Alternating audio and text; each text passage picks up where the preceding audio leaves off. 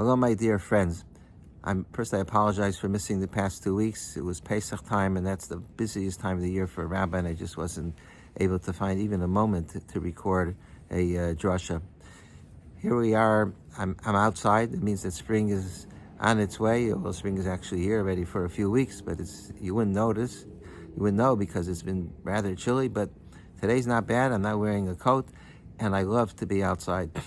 Trees are beginning to bud. In the background, you could see it's sunny, and you get to appreciate the beauty of God's world, that everything rejuvenates itself. It's just unbelievable how it works. How does the tree know to grow leaves in the summer? So I love to be outdoors and deliver a drasha. Here's what I have to say this week. The Yiddish word for joke is vits. A vits is a joke. There's a famous vits about this week's parsha. The name of the parsha is Achrei. Next week's parsha is Kedoshim, and oftentimes we read them together. So the vits is, people say, Achrei Kedoshim. When a person dies, then suddenly you find out that he's portrayed as if he's holy. You go to Levaya, and they say things that, you think, wow, what are they talking about? The famous joke is that there was a man passed away, and they were in the chapel. The rabbi was giving a eulogy, and the widow, the man's wife, all of a sudden, in the middle of the eulogy, she runs up to the front and opens up the caskets. The rabbi says, "What in the world are you doing, lady?" Or not lady, madam. So she says, "I'm just checking to see if this is my husband that you're talking about." So sometimes people think that way. Now that when the person dies, then they make up things about the person that are not true. That's the vits. Achrei mos kedoshim. I'll tell you though, my opinion is it's just the opposite. That the real reality of who the person is achrei mos. Because achrei mos, we recognize, we don't invent that he's a holy person, or we don't fabricate, that we don't distort. It's then we recognize, because unfortunately, human nature is that when we have things, we don't appreciate them. And instead of seeing the greatness in anything, when you have it, we manage to find all the flaws. And the same is true of human beings. When they're here, nothing special. But when the person passes away, then we reflect back on the person. Everybody has something unique about them. Maybe the way they smile. Every person has a unique smile. Animals can't smile. Every human being is capable of smiling. Wow, that person had a special way of smiling. Or their generosity, that tzedakah that they gave. Or that they ran to do Bikur Cholim. Or they worked with a Chevra Kadisha, always available. Or their davening is special. Or the way they treat people is special. Or their special spouse. Or special children, the way they treat their parents. Every single person has elements of greatness, has kedusha. But sometimes it takes the achrei mos. It's not until after the person passes away that suddenly you recognize how special they are. I have to tell you, a lot of times I'm menachem avo, and the children tell me when I'm being menachem avo, they didn't know that their father or mother was so special, because people came and they told them stories. They took them for granted. That's the human nature. It's because then they heard from somebody else say and extol the virtues of the person and tell stories that they didn't know. Then they realized that the person was special. So here's the thing. Why do we have to wait until Achrei Mos Kedoshim? Why do we have to wait till the person dies to be able to see the Kedusha? Why can't we practice Lifnei Mos Kedoshim? There is no such parsha like that in the Torah. But why don't we practice Lifnei Mos Kedoshim? That before a person dies, we should be able to see the holiness in the person. We should be able to see what's special about them and what's great about them. And whatever we might have said about the person, if we were eulogizing the person, we shouldn't think this way, that if I would eulogize this person, what would I say? But I'm just saying a theory. Why should we wait? But if the person, after he passes away, we could say a terrific eulogy about them, and we could talk about his or her virtues. So why did we wait until Achrei Mos? Why wasn't it Lifnei Mos Kedoshim? Why didn't we recognize? And not only why didn't we recognize, why didn't we let the person know that we thought they're special? And you could let a person know. You don't have to say to the person, I think you're special. You could do that also. But you let people know, by the way you relate to them. You give somebody a Shalom Aleichem. The Mishnah in Pirkei Avos says you should be kabel kol adam b'sever upon him yafos, with a nice countenance. Why? Why do you have to greet people with a nice countenance? Because when you smile at somebody, you show them that they're worth $1 million. If you know how to smile, if you smile with a big, gigantic smile, it means that the person, wow, so exciting to see you. You're such a great person. I love you. You don't even have to say it. You could just express it by the way you relate to the individual.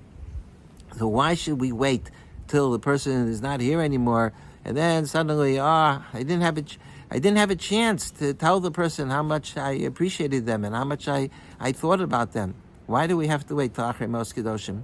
The OU has a publication called Daf HaKashrus. It's a monthly publication from Mashgichim. And over the years, when various people that have been associated with the OU Kashrus department have passed away, I have written a whole series, maybe 10 or 15 articles about the person.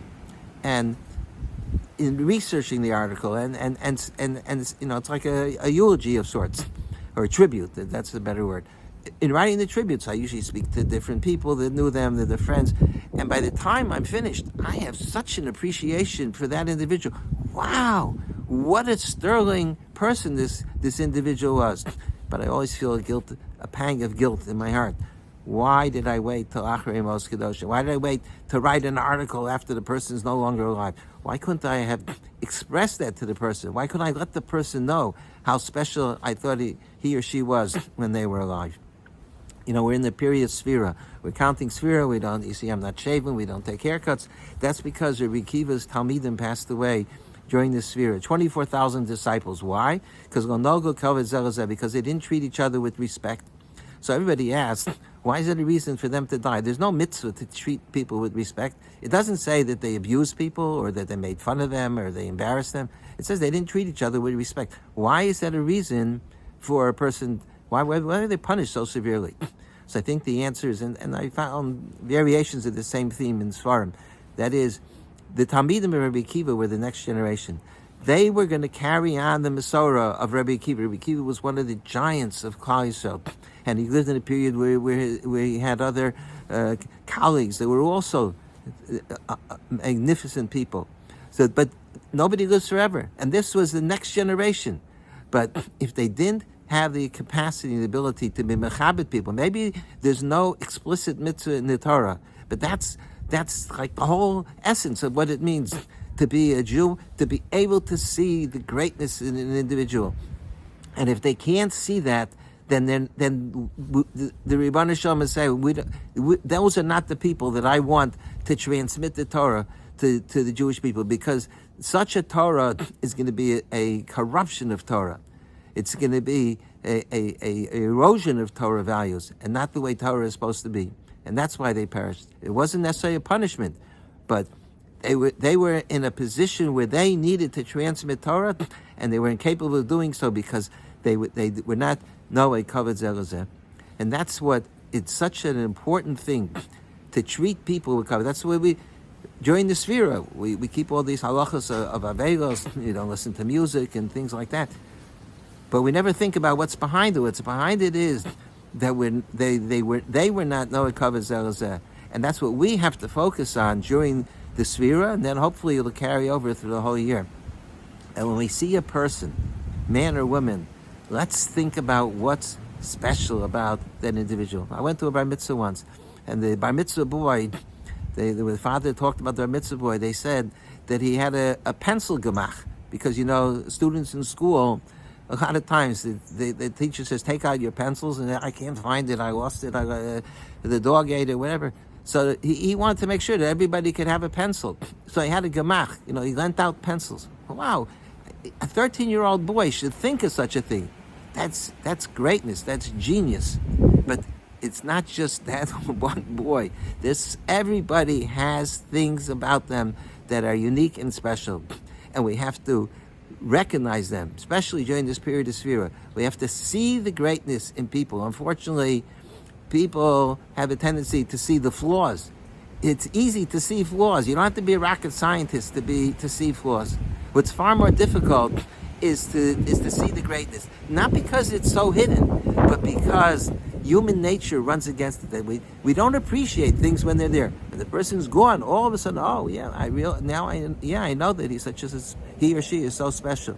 But let's not wait until the person is gone. I remember years ago there was somebody that passed away, very quiet, modest person, and the person didn't have a lot of friends. When he passed away, all of a sudden everybody was talking about this person is so super special and this and that and that. I was like, I felt like the lady that opened up the ark, the widow who opened up the Aron.